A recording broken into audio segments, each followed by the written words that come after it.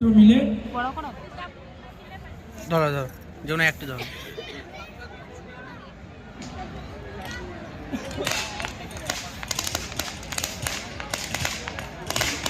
আতশবাজি সূচনা অ্যাসেম্বলি পরিবারের কর্ণধার দাদা লালন এবং তার দুই ছেলে মিলে সূচনা করলো। তার সঙ্গে সঙ্গেই আমাদের মাঠে যে আতশবাজি যে সজ্জা আছে সেগুলিতে আগুন দেবে।